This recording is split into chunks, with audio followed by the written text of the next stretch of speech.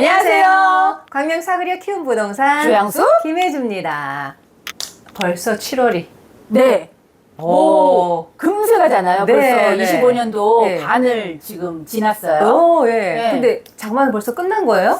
남부지방은 장마가 끝났다고 하는데 네. 그래도 서울이 영향도 많았고 장마 기간에 들어갔는데 비가 뭐 거의 안 왔죠? 번인가밖에 안 온 것 같아요. 네. 근데 이렇게 비가 안 오면 가을에 그 추수하시는 분들한테는 조금 영향이 있지 않을까 싶은데. 맞아요. 농사에는 필요한 양이 있을 그렇죠. 텐데. 네네네.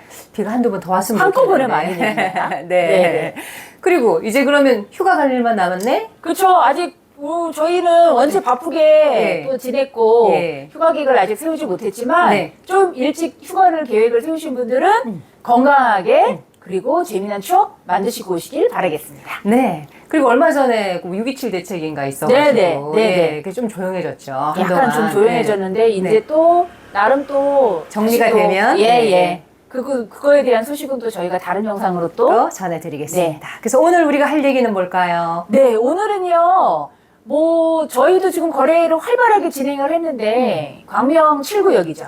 광명 7구역. 네, 그러니까 아직 철거되지 않은 구역 중에서 제일 핫한 곳이 그렇죠. 7구역이죠. 지금 광명 7구역, 그리고 그 뒤를 이어서 지금 광명 3구역도 3구역. 있고, 네. 또 그 뒤를 이어서 다른 구역인 광명 6구역의 6구역. 일부, 네. 예, 그 다음에 광명 8구역도 뭐 솔솔 또 얘기들이 들려오고, 13구역. 뭐 13구역도 있고 또 여기 가로주택 정비 사업도 가로주택들. 있고 네. 해서 저희들이 그 준비해야 될 영상들이 너무 많은데 바쁘다 보니 그 영상들을 다 못 만들고 있지만 네. 최대한 빨리 만들어서 보내드리도록 하겠습니다. 그래서 오늘은 광명 7구역 소식을 이렇게 준비를 했습니다. 네. 네. 같이 한번 보실까요? 네. 네.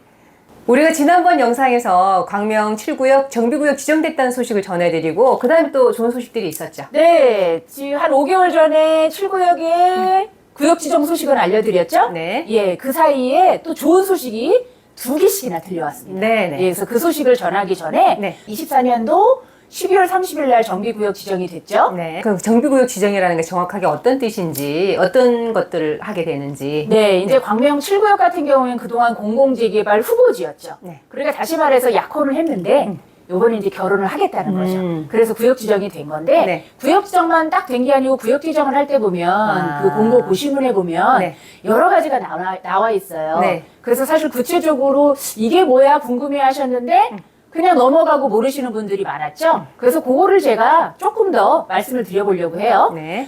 정비구역의 지정고시가 보면 거기에 정비계획 결정 및 정비구역 지정이라는 게 있어요.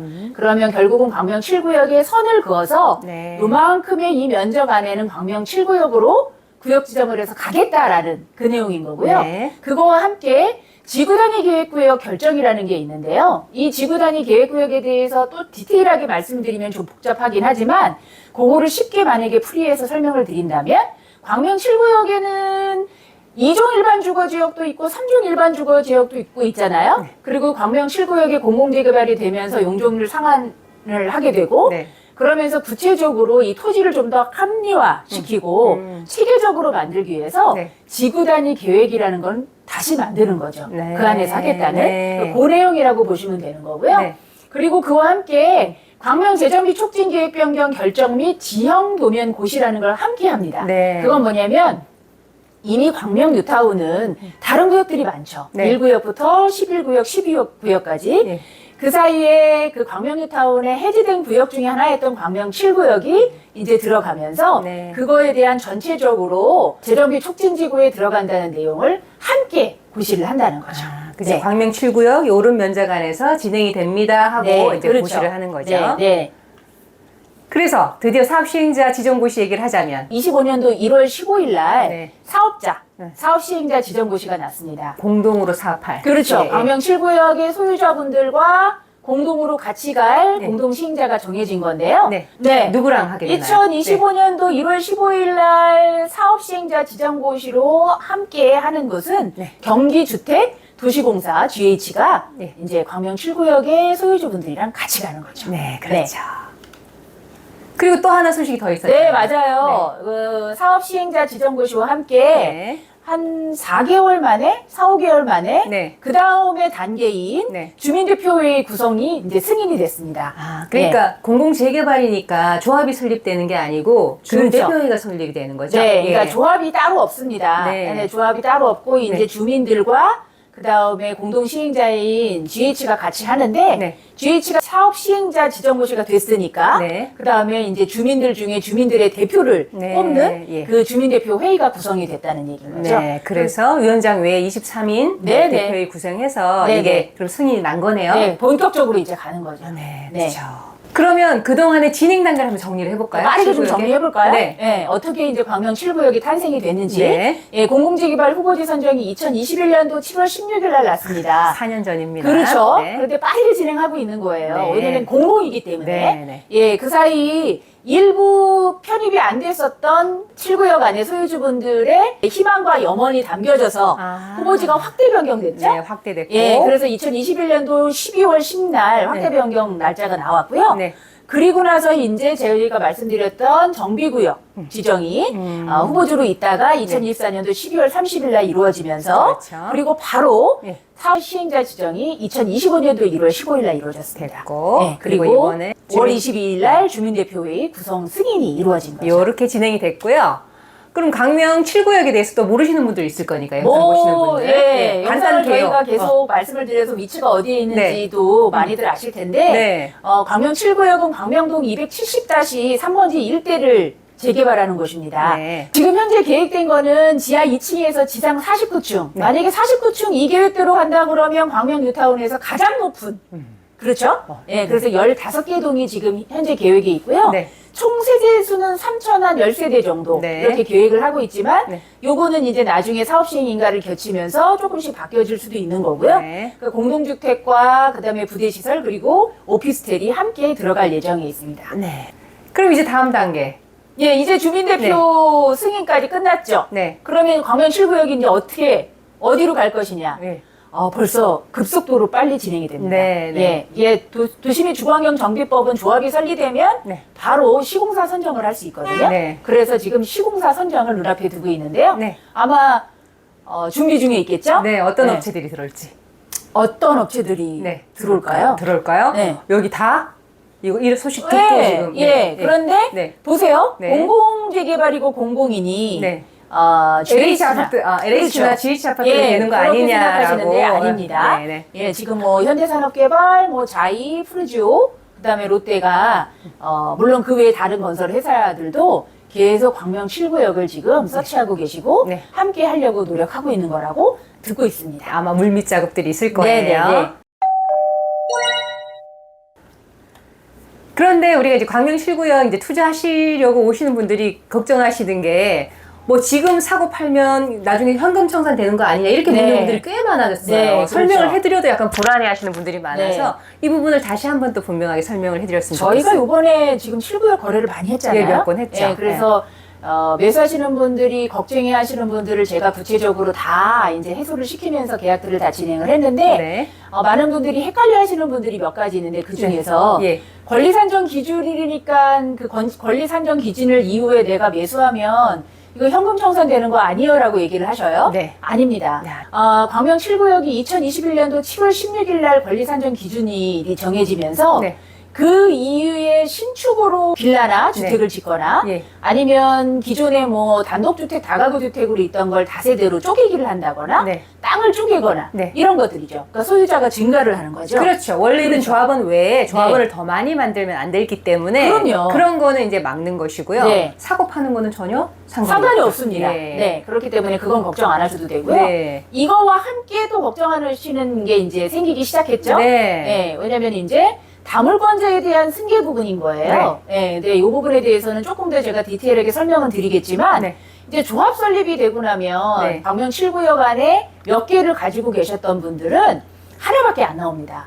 그쵸. 그거는 도시및 주거환경 정비법에 나오는 내용이거든요. 그러니까 일반 재개발이라면 조합 설립 후에는 다물권자의 물건을 여러 명이 나눠 사면 안 되는 거죠. 하나만 하나밖에 안 나오는 나오는 거죠. 거죠. 예. 예, 그런데 그렇기 여기는 때문에. 공공 재개발이면 그럼 언제 이후로? 똑같습니다. 공공재개발 같은 경우에도 도시및 주거환경 정비법에 해당이 되기 때문에 네. 조합 설립이긴 하지만 조합 설립에 대한 내용이 없잖아요. 네. 그래서 그 구체적인 내용은 한번 보시죠. 네. 이 도시및 중앙형정비법 제39조에 보면 조합원 자격에 대한 내용이 나옵니다. 네. 거기에 1항에 보면 네. 제25조에 따른 정비사업의 조합원은 토지 등 소유자로 하되 네. 다음 각호의 어느 하나에 해당되는 그 여러 명을 대표하는 한 명을 조합원으로 본다라고 그쵸. 했습니다. 네. 예, 거기에 1호에 보면 네. 토지 또는 건축물의 소유권과 그리고 지상권이 여러 명의 공유에 속하는 때, 네. 그러니까 지상권들은 대부분 없지만 네. 그 소유권, 지상권이 뭔지들 많이들 알고 계실 거예요. 네. 토지를 사용할 수 있는 권한이요. 네. 예, 그렇게 같이 갖고 있는 경우에는 하나밖에 안 나온다는 내용인 거고요. 예.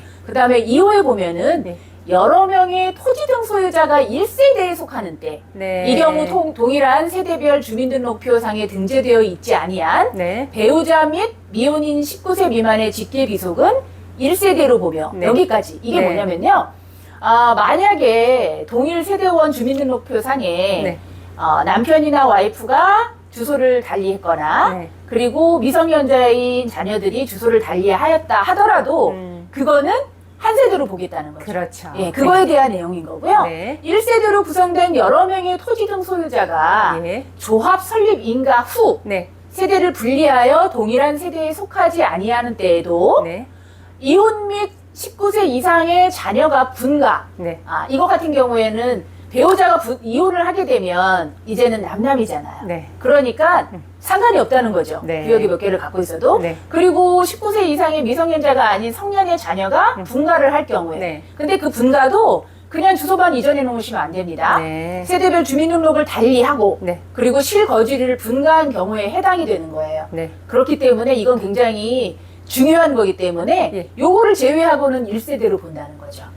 그 제가 들으면서 공부하면서 지금 정리를 해보자면, 네네. 그러니까 1세대로 돼 있는데 자녀가 분리되는 건 괜찮아요. 분가하는 거는 맞습니다. 19세 이상의 자녀는 그렇죠. 바꿨기 때문에 분가하면 네. 그건 인정을 해주겠다. 네. 근데 부부는 따로 떨어져 살아도 인정이 안 된다. 네. 혹시 이혼을 했다면 그건 인정을 해주겠다. 그렇죠. 그런 네. 이야기고요. 네. 여기서 또 다른 점 하나가 우리가 보통 양도세나 이런 거 생각할 때는 그 자녀의 세대 분리를 할 때 30세 이상을 기준으로 보거든요. 그렇죠. 여기는 기준이 다르다, 그죠? 그렇죠. 네. 네. 이게 또 도정법과 네. 또 뭐 이런 소득세법은 다 다르니까 네, 그때 확인을 하셔야 될 거고. 네. 그래서 조합 설립 인가 전에 네.